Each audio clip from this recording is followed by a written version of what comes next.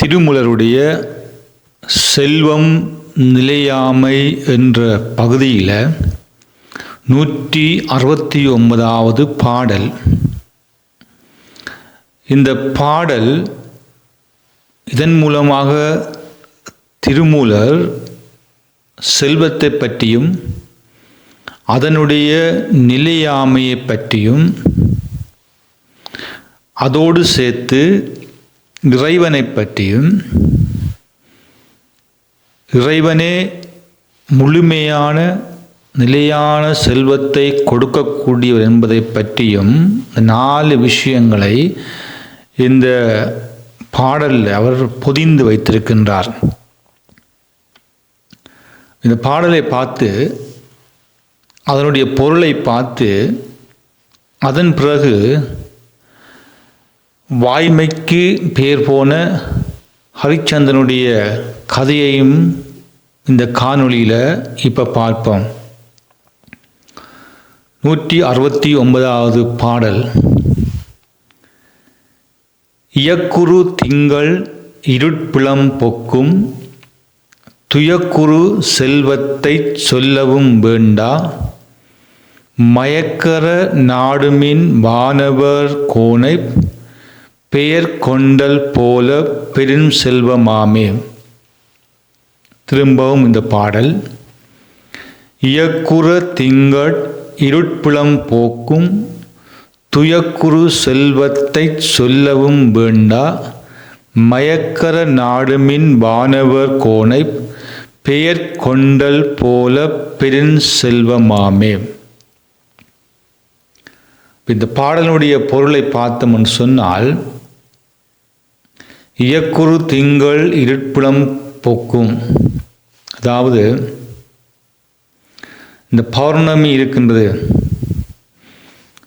இந்த பௌர்ணமி அன்று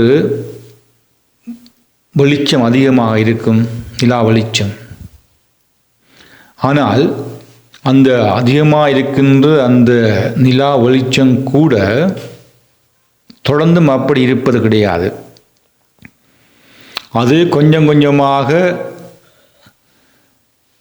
தேய ஒளிக்கிடும். அது கொஞ்சம் கொஞ்சமாக தேய ஒளிக்கிட்டு அதன் பிறகு அமாவாசை என்பது வரும். இந்த அமாவாசை வந்து நிலவு என்பது சுத்தமாக மறைந்துவிடும். அதே போலதான் எப்படி அழகாக வெளிச்சம் மிகுந்த பௌர்ணமி நிலவு தேய்ந்து தேய்ந்து தேய்ந்து கொஞ்சமாக மறைந்து கடைசியாக முழுவதும் மறைகின்ற அமாவாசை போன்றது போல ஒரு மனிதனுடைய செல்வமும் கூட கொஞ்சம் கொஞ்சமாக, எவ்வளவுதான் செல்வம் இருந்தாலும் நாளடைவில் கொஞ்சம் கொஞ்சமாக குறைவடைந்து அதன் பிற்பாடு செல்வமே இல்லாமல் போகின்ற நிலைமை வரும். அப்படி அந்த நிலைமை வருகின்ற பொழுது அதனந்த செல்வத்தின் மேலே அதிக பற்றி வைக்கின்ற பொழுது அதனால் வருகின்ற துன்பத்தை பற்றி சொல்லவும் வேண்டுமா? இயக்குறு திங்கள் இருட்பிளம் போக்கும் துயக்குறு செல்வத்தை சொல்லவும் வேண்டா. அப்படி உலக பொருட்களில் செல்வத்தில் பற்று வைத்திருந்தால் அது கொஞ்சம் கொஞ்சமாக இல்லாமல் போய் முடிவடைகின்ற பொழுது அதனால் வருகின்ற துன்பம் அதை சொல்லவும் வேண்டுமா என்பது அந்த செல்வத்தினுடைய நிலையாமையை பற்றி சொல்லி கொண்டு போகின்றது.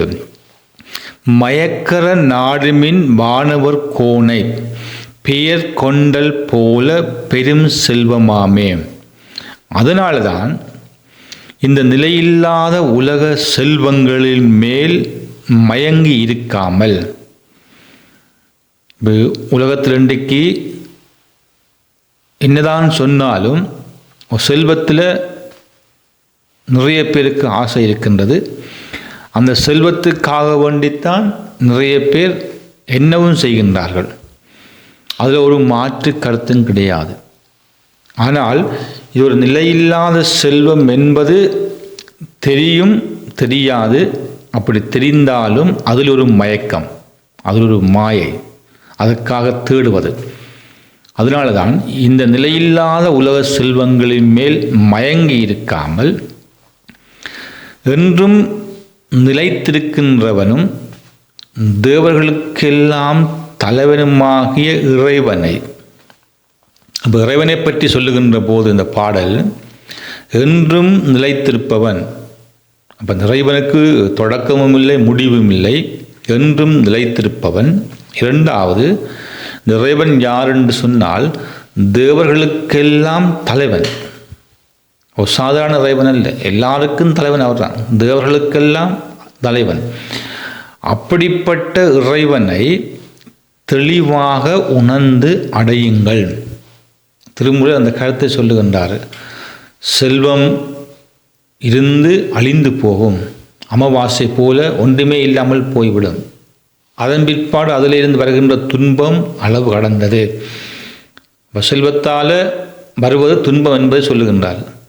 அதே போல அப்படிப்பட்ட செல்வத்தை விட்டுவிட்டு இறைவனை, நிலையில்லாத இறைவனை தெளிந்து உணர வேண்டும் என்று சொல்லுகின்றார்.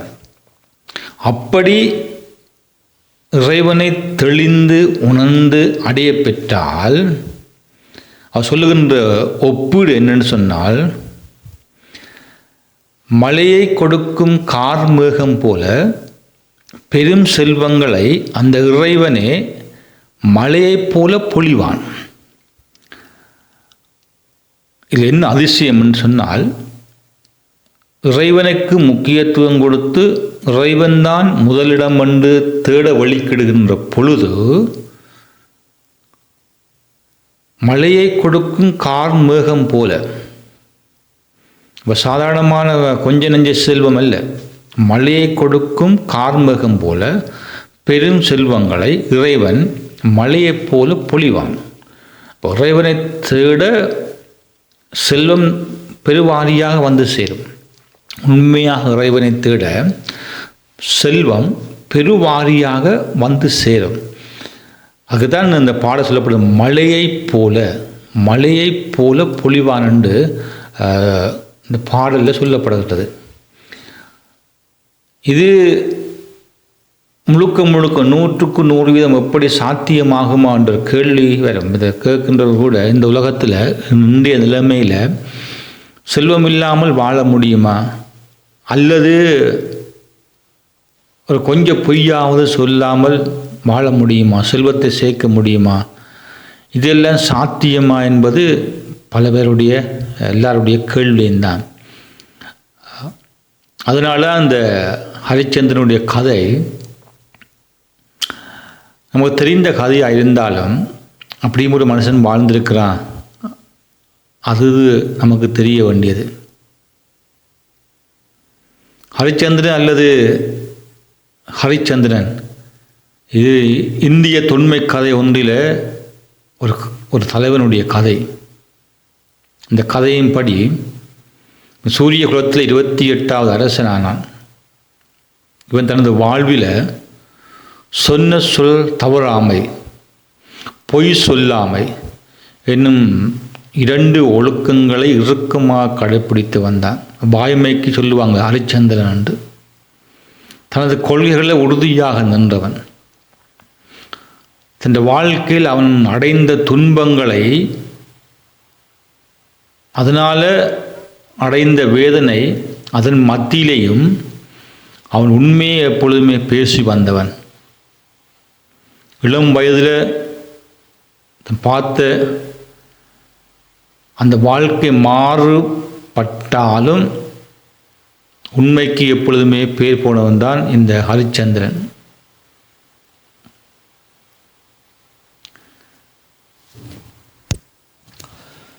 விசுவாமித்திரர் என்னும் முனிவர் ஹரிச்சந்திரன் வந்தார்.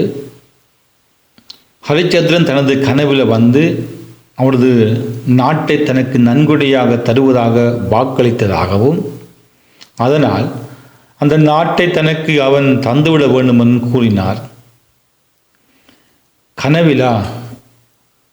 கனவிலாவிலும் தான் வாக்கு கொடுத்ததாக முனிவர் கூறுவதால் தன் நாட்டை அவருக்கே அரிச்சந்திரன் கொடுத்துவிட்டு தனது மனைவியையும்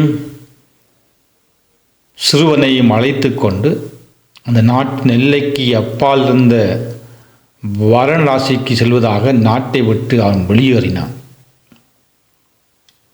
எனினும் முனிவர் அவனை நோக்கி அவன் கொடுத்த தானம் நிறைவேறுவதற்கு தட்சணை கொடுக்க வேண்டும் என்றார். தட்சணையாக கொடுப்பது கூட ஹரிச்சந்திரிடம் எதுவும் இருக்கவில்லை. அதனால் தன் மனைவியையும் மகனையும் ஒரு பிராமணனுக்கு விற்றான். அதனால் கிடைத்த பணமும் தட்சணைக்கு போதுமானதாக இல்லாதிருந்ததால் தன்னையும் சுடலை காப்போன் ஒருவனுக்கு விட்டுவிட்டான். அரசன் சுடலையில் பிணங்களை எரிப்பதற்கு உதவினான். அவனது மனைவியையும் மகனையும் பிராமணனின் வீட்டு வேலைக்காரருக்கு விட்டுவிட்டான். இவ்வாறு இவர்கள் மிகவும் துன்பப்பட்டார்கள்.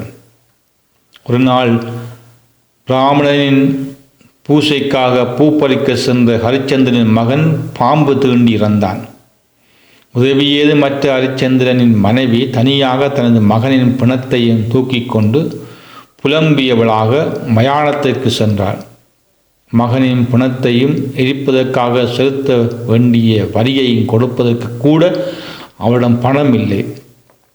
சுடலிலே காவல் காப்போனாயிருந்த ஹரிச்சந்திரனோ அவனது மனைவியினோ ஒருவரை ஒருவர் அடையாளம் கண்டுகொள்ளவில்லை.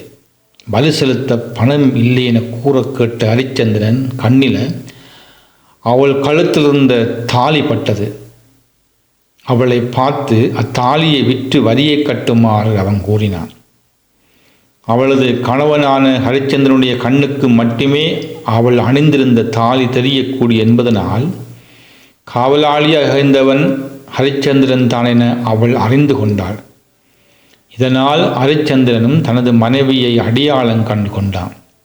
எனினும் கடமையில கண்ணாயிருந்த ஹரிச்சந்திரன் வரியில்லாமல் பிணத்தை எரிக்க மறுத்து விட்டான்.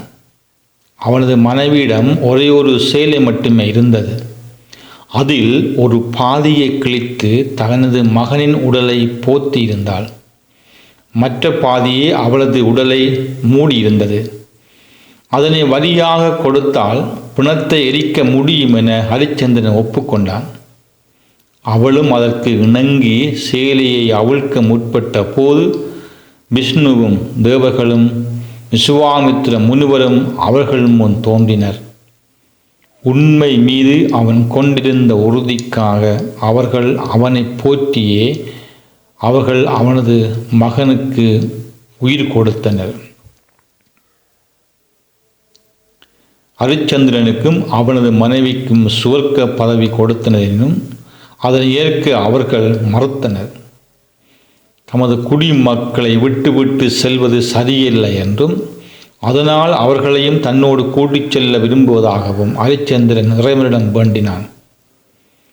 ஒவ்வொருவரும் தமது வினைப்பாட்டிற்கு ஏற்பவே சுவர்க்கம் செல்ல முடியும் என்றும் அதனால் குடிமக்களை அவன் கூட்டி செல்ல முடியாதென்றும் தேவர்கள் கூறினர். ஆகவேதான் செய்ய புண்ணியங்கள் அனைத்தையும் தனது குடிகளுக்கே கொடுத்து விடுவதாகவும் அவர்களை அங்கே ஏற்றுக்கொள்ளும்படியும் அவன் வேண்டினான். தான் பூமியிலேயே தங்கிவிடவும் தீர்மானித்தான். அவனது செயலுக்காக மகிழ்ந்த இறைவன் ஹரிச்சந்திரனுக்கும் அவரது மனைவிக்கும் சுவர்க்கம் அளித்தார். விசுவாமித்திரர் ஹரிச்சந்திரன் நாட்டின் புதிதாக மக்களை குடியேற்றி அவனது மக்களை அவன் மகனை அரசனாக்கினான். இது வாய்மைக்கு பெயர் போன ஹரிச்சந்திரனுடைய கதை. திருமூலருடைய இந்த பாடல் கூட அப்படியான ஒரு விஷயத்தை தான் சொல்லுகின்றது. செல்வத்துக்காக வாய்மை இழக்கக்கூடாது, செல்வத்துக்காக இறைவனை இழக்கக்கூடாது. அதற்கு பதிலாக நிரந்தரமான இறைவனை பற்றி கொண்டால் நிரந்தரமில்லாத இந்த செல்வமும் நம்மோடு சேர்ந்து வரும். இறைவன் நிரந்தரமில்லாத இந்த செல்வத்தை மழை போல பொழிய செய்வார் அப்படி என்று சொல்லி இந்த திருமூலருடைய 169வது பாடல் அழகாக சொல்லி இருக்கிறது. நன்றி.